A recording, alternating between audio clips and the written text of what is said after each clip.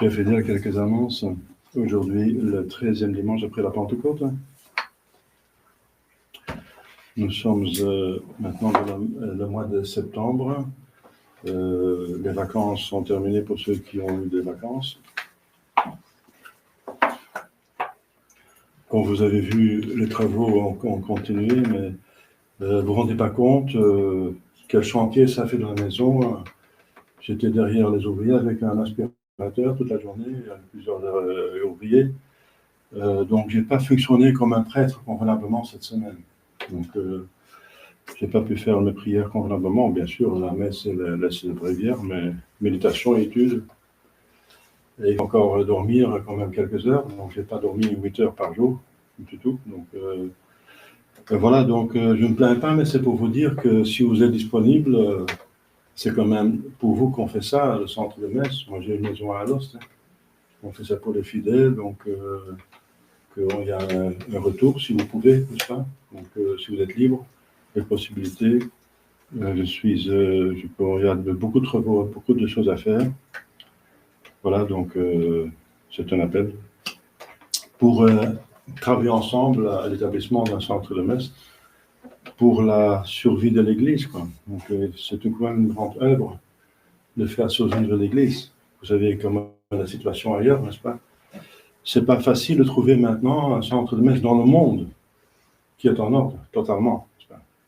Selon les règles de l'Église catholique de toujours, bien sûr.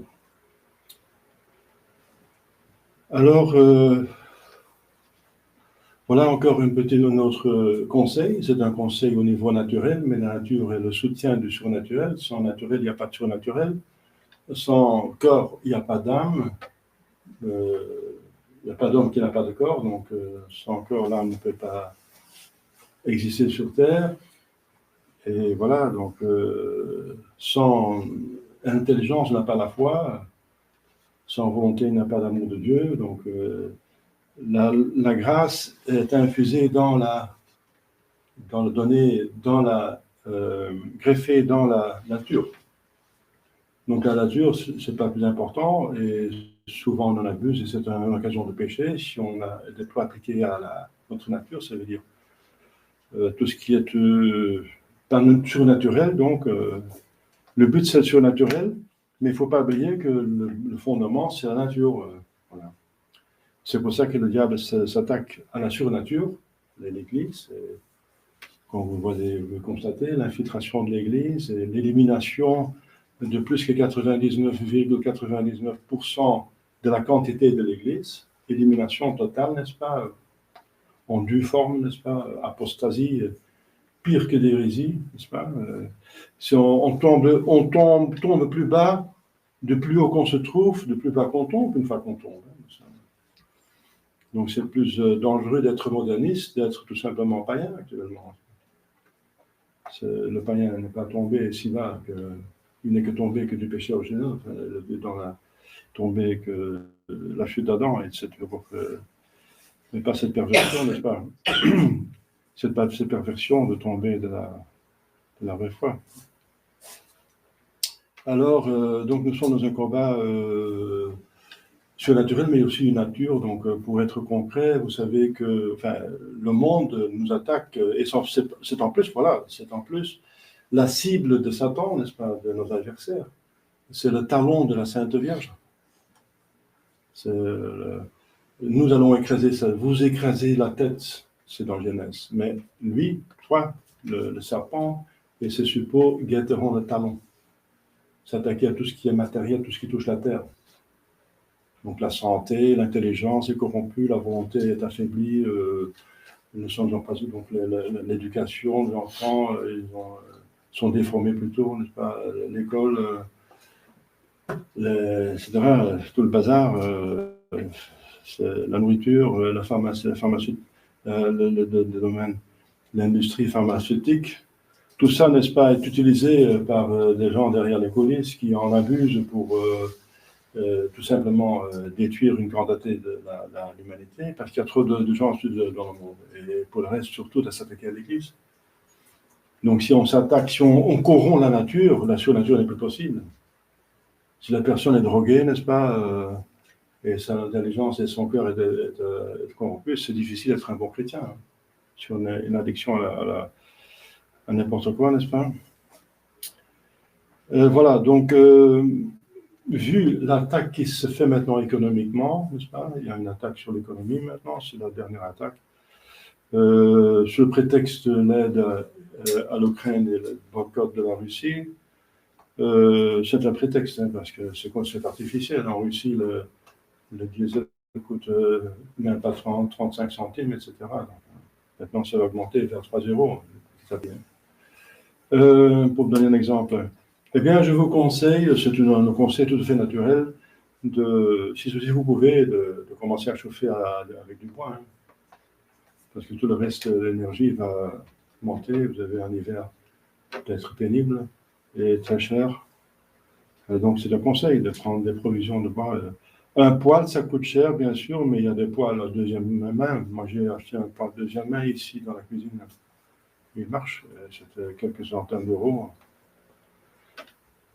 Donc, et le bois ici en Wallonie, c'est encore. Hier, j'ai encore acheté un 3/4 d'un ster pour 35 euros. À Mons, c'est déjà 350 euros pour un ster. En Flandre, déjà depuis l'année dernière, 350 euros pour un ster, ça veut dire un mètre cube pour du bois. Et ici, c'est encore 35 euros pour un petit ster, enfin, suite à un ster avec du bois du chêne, c'est 65. C'est encore payable, c'est moins cher que tout le reste. Jusqu'à ce qu'ils vont taxer les poils, parce que vous polluez. Mais on n'est pas encore là.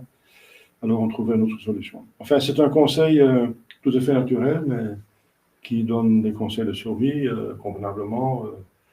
Donc commencez à chauffer, enfin si vous ne faites pas déjà, organisez si c'est possible, avec du bois. Si vous trouvez une autre solution, mettez-moi au courant.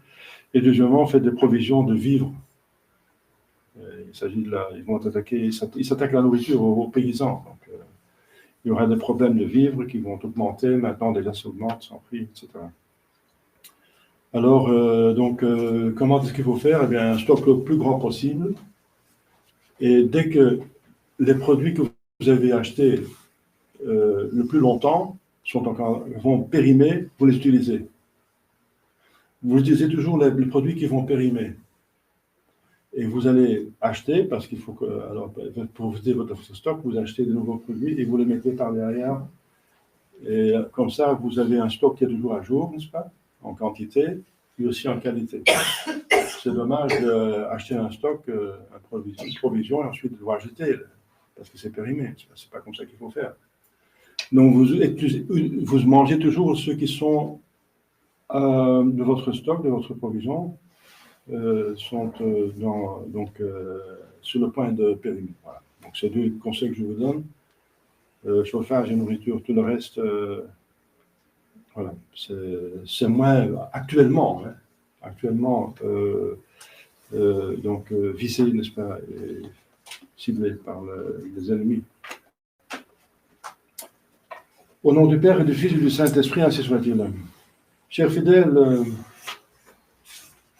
dans l'Épître, vous voyez tout un texte de Saint Paul sur la promesse et la loi. Sur la loi et la promesse. C'est un peu compliqué, si vous n'avez pas d'explication. C'est quoi la loi? Eh bien, la loi, c'est la loi donnée à Moïse. C'est la loi, la révélation de Dieu sur le mont Sinaï, après la délivrance de l'Égypte.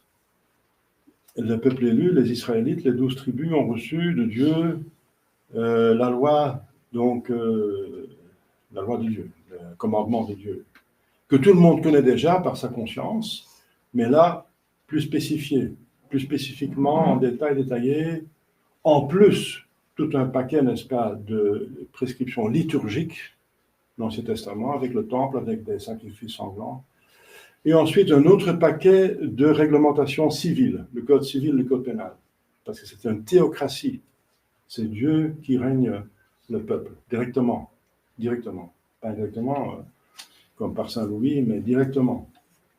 Une théocratie, c'est Dieu qui règne. directement par des intermédiaires, ou bien par des prophètes, par des gens, à chaque fois un autre. C'est Dieu qui les choisit en plus. Les prophètes, c'est pas le peuple. Et donc, c'est une théocratie. Donc, mais la révélation la plus importante, dont notre Seigneur Jésus-Christ parle, il dit que pas une iota de la loi va disparaître. Pas une iota, c'est la lettre la plus petite dans l'alphabet hébraïque. Donc l'iota, c'est pas la petite, c'est comme nous, on point sur le i, quoi. Que l'iota, ça fait une différence, c'est pas seulement un point sur le i, c'est encore plus petit. C'est un i, mais plus petit qu'un, enfin, non, t'empêche. Donc, Jésus veut dire, rien va disparaître de la loi. Mais il parle de la loi morale, bien sûr. Parce que la liturgique a été abolie. On a vu, lors de la mort de Jésus-Christ, le voile du temple s'est déchiré. C'était fini, le temple était détruit 70 ans après. Enfin non, 40 ans après, parce que je veux dire en l'année 70. Il a détruit, donc, et Jésus dit, c'est le Nouveau Testament, Nouveau Sacrement, Nouvelle Église, notre Église. Donc l'ancienne liturgie s'arrête et qui a annoncé la venue du Messie, donc est devenue inutile, puisque le Messie est venu, il a pu annoncer la venue du Messie. Et voilà, il fallait donc, ça s'arrête. Donc tout le paquet que vous lisez dans Deutéronomium, dans Léviticus, ce sont 2 livres de la Torah, n'est-ce pas, de Pentateuch, ça veut dire les 5 premiers livres écrits par Moïse, ça commence par la Genèse. Eh bien, la loi est donnée 2 fois, Deutéronomium, ça veut dire les deux tables, et Léviticus, plus spécifiquement, la loi pour les Lévites, ça veut dire la tribu des prêtres. Il y avait une tribu des 12 qui s'occupait du sanctuaire, qui n'avait pas de territoire. Elle habitait dans d'autres territoires parce qu'il y avait partout des prêtres nécessaires pour les synagogues. Ça veut dire les rassemblements des dimanches pour prier les psaumes de David et c'est d'autres textes, n'est-ce pas, saints, n'est-ce pas, et de lire l'écriture sainte et l'explication de l'écriture sainte par des gens qui ont étudié la théologie, des pharisiens, mais alors des bons pharisiens, ceux qui sont convenables, n'est-ce pas. Mais il y avait une seule église et un seul autel. Il y avait vraiment le sacrifice de la grande liturgie. C'était à Jérusalem. Jérusalem, quand ils sont établis dans la Terre Sainte, mais c'était dans une tente, n'est-ce pas? C'était dans une tente qui a fait à chaque fois des redressés, selon les prescriptions de Dieu, n'est-ce pas? Avec tel matériel qu'il fallait dresser et démonter et monter quand ils se déplaçaient dans le désert. Et c'était justement les Lévites qui devaient faire ça et d'autres parties de tribus qui devaient aider pour le côté matériel. Mais la liturgie était vérifiée par les Lévites. Eh bien, donc, la loi donnée à Moïse, c'est à 3 parties. Donc, la partie morale que nous connaissons, les 10 commandements de Dieu, n'est-ce pas, et qui seront jusqu'à la fin des temps. La terre et le ciel disparaîtront, n'est-ce pas, enfin, vont être changés plutôt. Changés. Renouvelés. La fin des temps, etc., vont arriver, etc. À la fin des temps, il y aura la destruction de tout ce qui vit, n'est-ce pas, par le feu, et tout va ressusciter, les hommes vont ressusciter, etc. Donc, le ciel et la terre vont dans ce sens périr, hein, mais aucune iota de la loi va périr. Mais c'est la loi morale. La loi morale. Alors ça, il faut dire aux gens qui disent, oui, mais il faut aller avec votre temps. Hein. Il faut suivre votre temps, c'est pas de notre temps, ça, l'avortement, etc. Donc il faut suivre le temps. Non. Et voilà, il faut être ouvert aux autres religions, il faut être tolérant. Le premier commandement s'en va aussi, c'est la nuit. Non, donc les 10 commandements, c'est vraiment la volonté de Dieu au-dessus de tout temps, n'est-ce pas? Mais le reste disparaît. Donc la liturgie, la loi civile est possible, dit saint Thomas, elle est très sage. La loi civile de l'Ancien Testament qui est donnée par Dieu est très très sage. Donc chaque famille avait un droit à une propriété. Donc ça, et même si on vend ou on loue, ça revient après un certain temps, après quelques dizaines d'années, ça revient à la famille automatiquement. Donc personne ne pouvait s'appauvrir vraiment, réellement. Donc ça arrêtera, ça empêcherait beaucoup de révolutions. Donc c'est pas, donc la loi civile dans l'Ancien Testament n'est pas est libre, on peut la suivre ou pas, mais elle est très sage, elle vient directement de Dieu, entre parenthèses. Alors Macron n'est certainement pas très au courant de ça, il s'occupe d'autre chose. Et c'est mieux que le bon Dieu. Et on voit les résultats, on vit sans Dieu. Alors, chers fidèles, ça c'est la loi.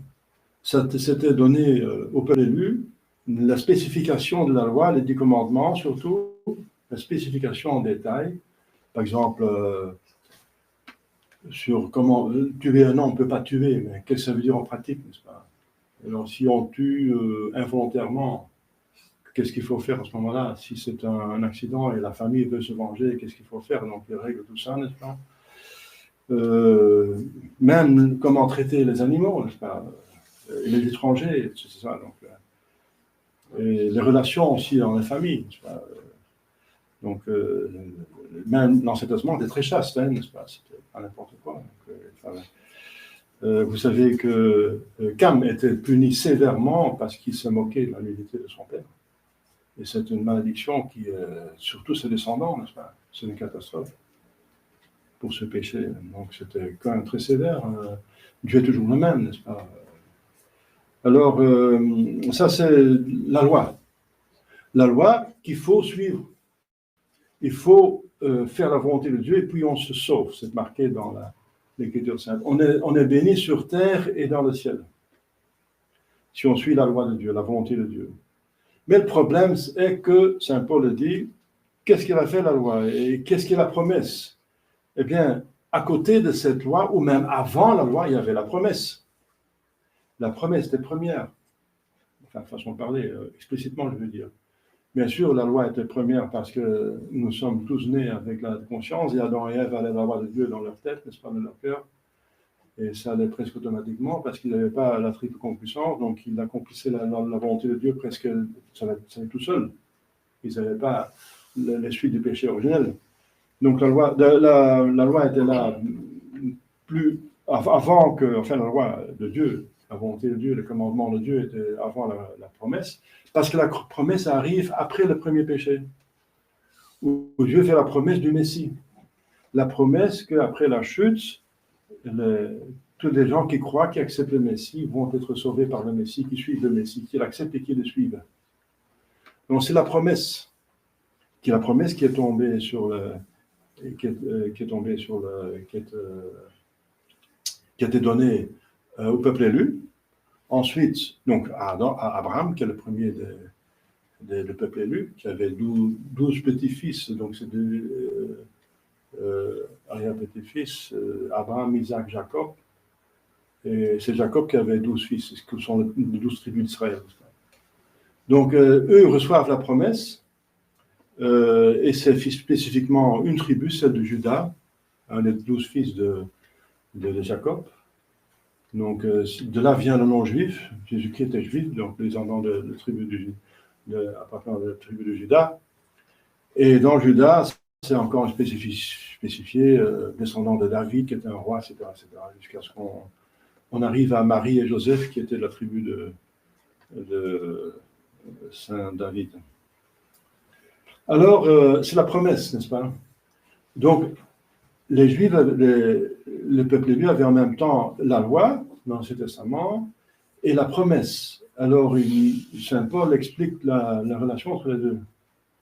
Eh bien, il faut tenir les promesses, la loi de Dieu, le commandement de Dieu, mais c'est le Messie qui va nous vraiment délivrer. Ça veut dire quoi? Saint Paul explique le problème dans l'Ancien Testament. C'est qu'on a la loi, surtout le peuple élu avait la loi, les païens pas, mais ils ont le devoir de chercher la loi chez le peuple élu, finalement. Pourtant que c'est possible. La loi était donnée en spécification au peuple élu, donc il fallait l'exécuter.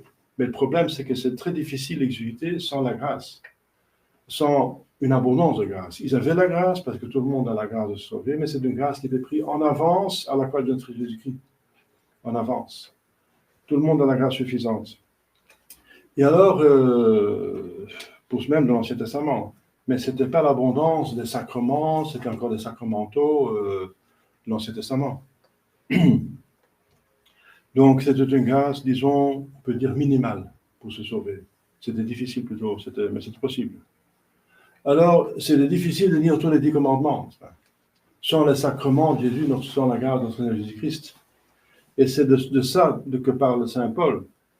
La loi n'a fait que spécifier ce que c'est péché, ce qui n'est pas péché.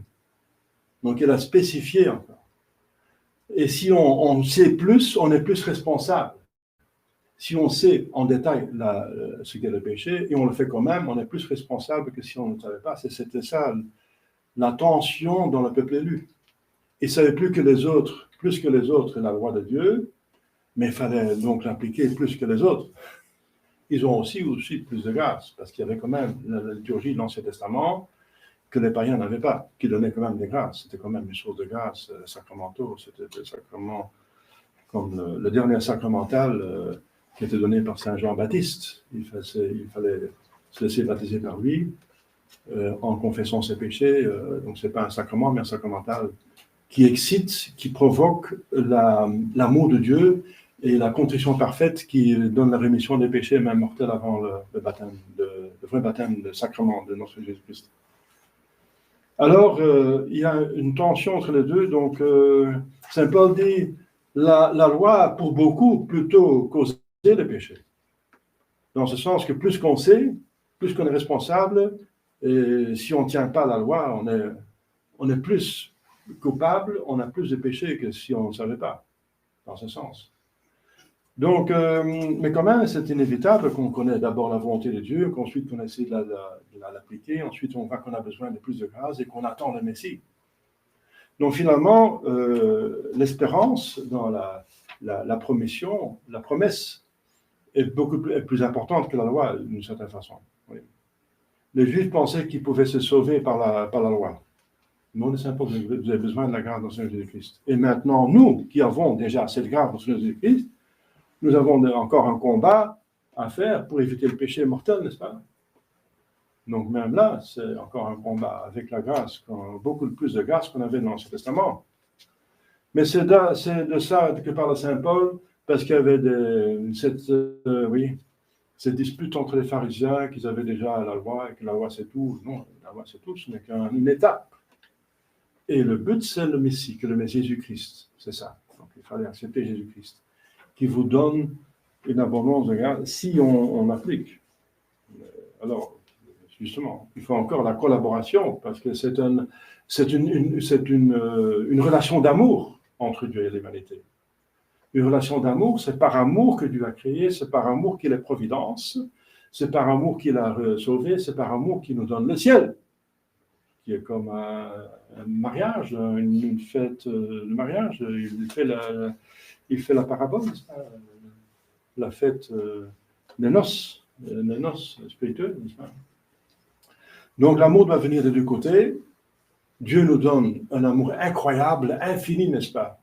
L'existence. C'est énorme, l'existence. Vous avez déjà réfléchi entre la différence entre exister et ne pas exister? C'est énorme. C'est infini. L'existence est quelque chose de divin, n'est-ce pas? Dieu est d'existence. Il nous donne une participation, il nous fait exister. Waouh, j'existe. Et je ne peux plus ne plus exister. C'est parti pour l'éternité. Parce que mon âme est immortelle et mon corps, il s'en va, il se revient. Donc,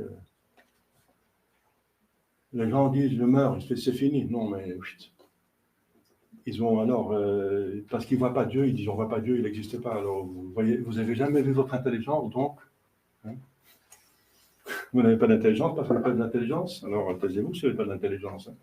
Laissez-moi parler, moi j'en ai. Hein. Alors, chers fidèles,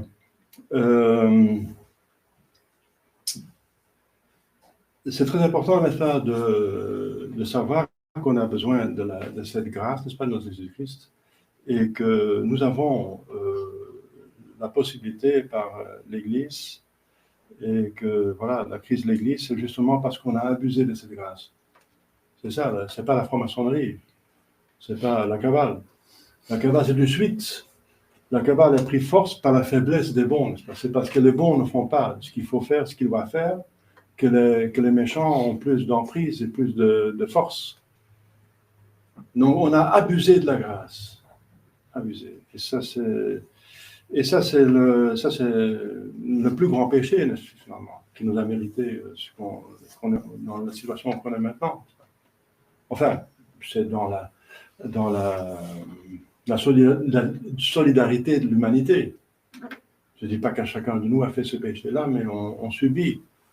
On subit une influence. Si on est entouré de saintes personnes, on est porté par la grâce de leur prière. On devient saint presque automatiquement. Presque. Si on est entouré de criminels, on est stimulé, on a un mauvais exemple, on est plutôt porté à devenir comme eux. Donc il y a une responsabilité, n'est-ce pas? Voilà, chers fidèles, et dans cette volonté de Dieu, je reviens à l'Évangile maintenant, c'est la gratitude. Si Dieu est tellement bon, n'est-ce pas, qu'il a justement fait preuve d'un amour infini, vraiment, l'existence, n'est-ce pas, c'est déjà, comme je viens de dire, un don infini. Ensuite, l'existence en tant qu'homme, parce qu'une pierre existe aussi, mais homme, n'est-ce pas, qui est le centre de la création, qui a tout en soi, au niveau minéral, végétal, animal et spirituel, comme les anges. On a une âme comme les anges, on a tout. Alors, en plus, on est destiné au ciel à participer à Dieu même. On n'a même pas ça, on a encore Dieu en plus. On n'a pas seulement le niveau minéral, végétal, animal et spirituel, mais divin. Dieu donne tout cela, n'est-ce pas? Alors, quel amour! Chacun de ces pas est quelque chose d'infini, n'est-ce pas? La différence entre une pierre et un animal, c'est encore infini. La vie, c'est quelque chose de divin, de sublime. La différence entre un animal et un homme, c'est encore infini, justement. C'est l'âme immortelle et le principe de vie mortelle qui s'en va avec la matière. Voilà. La différence entre un homme païen et un chrétien, c'est encore infini. Infini. On ne le voit pas, hein, mais c'est infini. L'un, c'est tout simplement un homme qui, par le péché originel, est voué à la damnation, s'il n'a pas attention. Et l'autre qui a le baptême, un des 3 baptêmes, eh bien, il est uni à Dieu, il participe à la vie divine, qui est infinie. Donc, chers fidèles, nous sommes comblés par des dons infinis. Donc, c'est normal qu'il y ait une gratitude. Vous ne pouvez pas. Ça appartient à la justice, ça n'appartient même pas à l'amour, parce que je parlais de l'amour qui demande un mot de retour, parce que l'amour doit venir de 2 côtés, de 2 personnes. L'amour est l'Esprit Saint, et il vient de 2 personnes.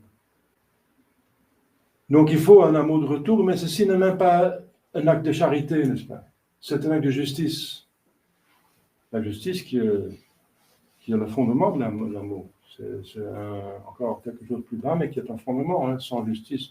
Si vous êtes injuste, comment vous pouvez dire que vous aimez la personne, si vous êtes injuste envers cette personne?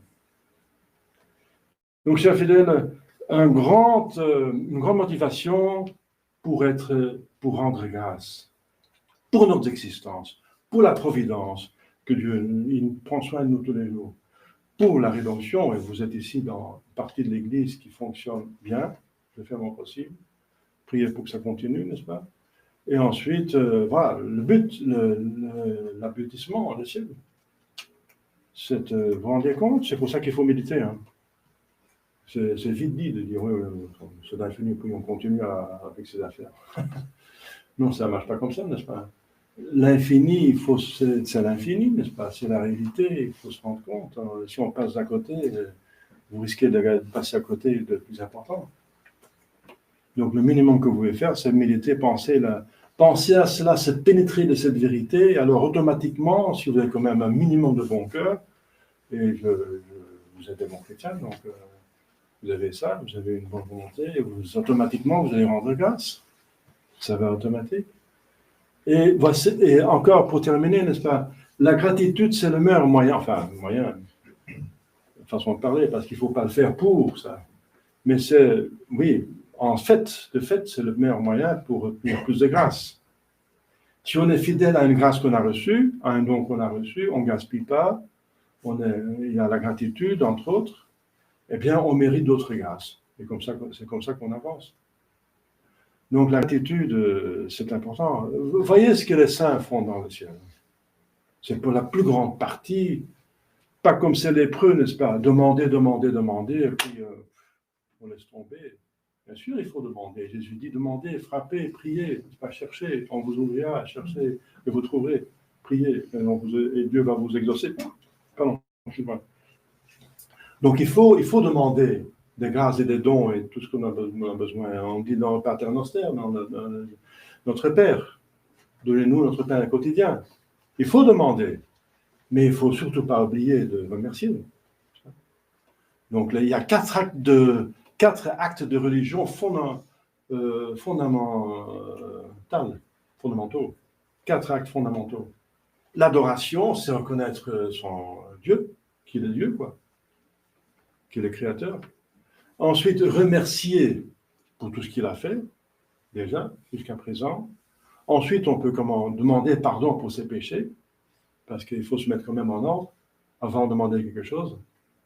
Il faut demander la rémission des péchés. Et ensuite, demander tout ce que vous avez besoin, au niveau surnaturel surtout, mais aussi naturel, tout. Vous avez besoin. Ce sont les 4 actes fondamentaux de la religion. Si vous faites comme un acte ou 2, adoration, et puis je me demande, et puis merci, et puis on s'en va, on peut se damner. Hein. Pourquoi on peut se damner? Parce que Jésus-Christ dit clairement, ta foi t'a sauvé. Il revient remercier, il dit ta foi t'a sauvé. Ça veut dire, si ta foi t'a sauvé, les autres qui n'ont pas fait preuve de ça, est-ce qu'ils sont sauvés? Ils ne sont pas sauvés, alors il faut conclure. Sinon, il n'y a rien de plus. Il reçoit quelque chose de plus, parce qu'il a fait quelque chose de plus. Qu'est-ce que c'est le plus? Eh bien, ta foi t'a sauvé, ton âme. Les autres ont sauvé leur corps. Mais celui-ci a sauvé son âme en plus. Alors, vous voyez, on risque de se damner si on n'est pas reconnaissant. Donc, chers fidèles, c'est magnifique. Dieu mérite d'être reconnaissant, infiniment. Demandons à la Sainte Vierge, n'est-ce pas, et tous les saints, vos saints patrons, vos anges gardiens, qui adorent Dieu et qui le remercient. Surtout, c'est un remerciement éternel qui fait un bonheur, qui nous rend heureux. Au nom du Père et du Fils et du Saint-Esprit, ainsi soit-il.